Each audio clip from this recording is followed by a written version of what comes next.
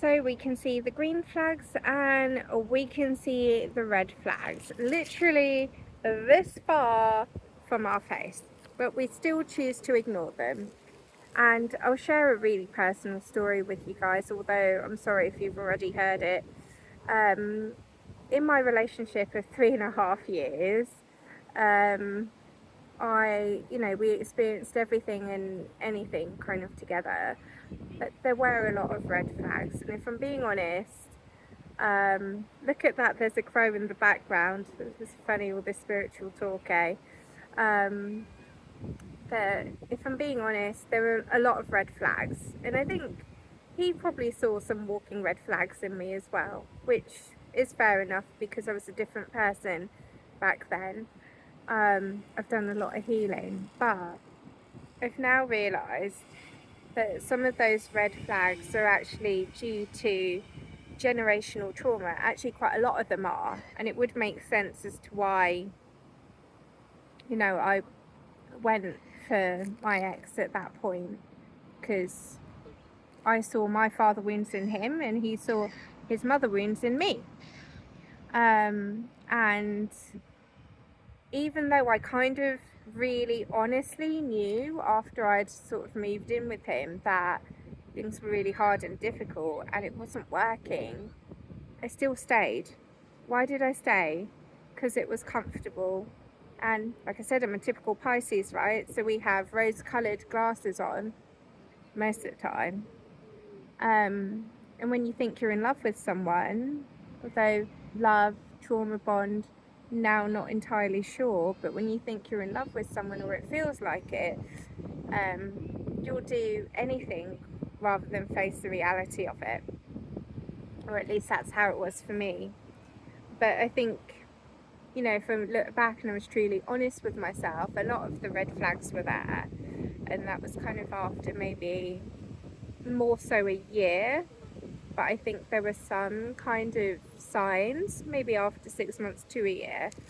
And although that relationship was meant to play out how it played out perfectly, and it did, because there are no coincidences in life, and it taught me a lot about myself and how to break cycles of generational trauma, I do think that I ignored a lot of the warning signs. And actually, why is it as well that your friends tell you everything that was wrong with the relationship once you've broken up with that person?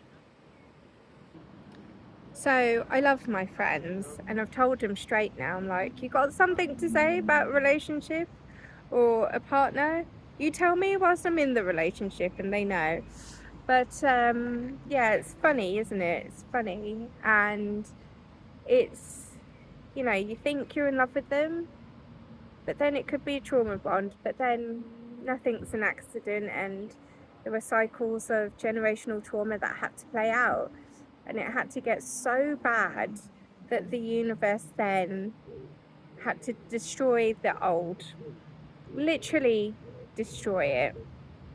And it's okay for the universe to do that, because I'm not the same person that I used to be, and I've really grown up and have taken as much accountability and responsibility as one can take, after my messy breakup, and it was very messy. But it's fine. But my point is, if I followed my intuition, which I did eventually, but if I would have done it maybe after the first year, it could have potentially not had such a messy breakup, and it might have been a bit more amicable and survivable. I don't think that's a word, but might have survived it a bit better. But hey, there are no accidents, so it's all good. But I did follow my intuition at the end, as we were planning on getting married, and I look back and I think that whole engagement was a bit of a joke. Kind of more so my fault, because I feel like I definitely did kind of, I say the word encourage, but if I'm being honest with myself, kind of shoved shoved him into that, which I don't feel great about. But as a woman as well, you know, if you're with someone for a certain amount of time and they're not, you know, putting a ring on it, then questions have to be asked. But my point being is, it's actually very interesting. We were away on our hollybobs, and what a great time to break up, by the way. And basically, like, we had a argument with my parents about the wedding plans, because he wanted a small wedding. I'm, as you can tell, from South Asian background, so they wanted a huge wedding, and invite people that I don't even know or don't even talk to anymore, because that's how Asian families are, or at least my experience of them.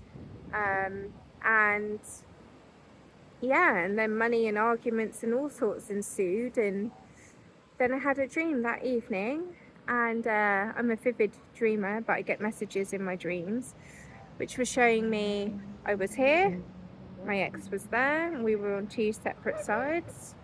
Right, sorry about that. I have to keep stopping and starting because people are walking past the embankment. But I was here, he was here. It was like a Garden of Eden situation, and we were on separate areas. And my mind went, I wonder how I'd feel if I wasn't with my ex. And all this anxiety and stress that I was literally feeling in here, in my chest, completely like disappeared, evaporated into the ether. It gone. It like shifted. The next thing I saw was the sun coming down on Clapham Common, and I just knew things were going to be okay. And you know what? Everything that ensued after that, I won't lie to you, it was hell. It was really difficult.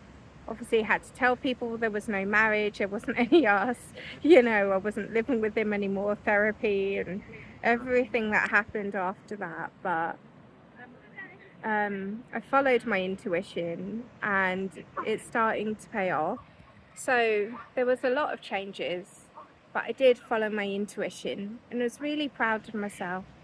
So I think if I didn't follow my intuition, I think, to be honest, my spiritual guides, my spiritual team, and the angels, and my ancestors and God was looking out for me.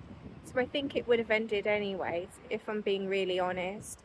But I followed my intuition. Everything that happened afterwards, I'm, you know, realigning myself to my most authentic version of myself, exploring my intuitive abilities, and being true to myself and aligning with that true version of myself. And you know what? I don't really care if people think it's boring or it's a bit out there and it's woo woo and stuff like that, because anyone that knows me knows I'm a bit woo woo, a bit ditzy, and I can just be myself. And when the right person, Mr. Right, at the divine time comes, he can just appreciate me for me, as whole of a person as I am. Not trying to be someone else, not trying to people please, not trying to people please, you know, other people's parents or friends or work colleagues or anything like that. And just be completely myself, 100%. Not try and be someone that I'm not. So when you follow your intuition, it may not be the easiest of things, but you are being really true to yourself, and it does pay off. And I'm glad that, you know, I did, because I think I don't know. I just don't even think we would have seen a wedding. But if I was married and we were pregnant, I think it would have been a really difficult life. And thereby the cycles of generational trauma keep going on and on, right? And I would have passed that on to my children. and it's not something that I would want to do. I'm here to break cycles.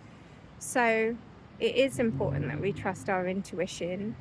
And I'm sorry for those of you that may have heard that story before, but for any of you that haven't, it was incredibly hard. But hey, look, I'm still here. I'm in one piece. I'm not looking my best today. So obviously, Mr. Right is not going to come along there. But, you know, I'm being the most authentic version of myself I can be. And I think good things are going to come. So it's just a little reminder, keep being you, spread love, spread joy, follow your intuition, because there are some people that will try and take advantage of you, but you know what, they can't if you follow your intuition, your instinct. Things still may happen that you might miss, but where you have a bad feeling about something, follow it through.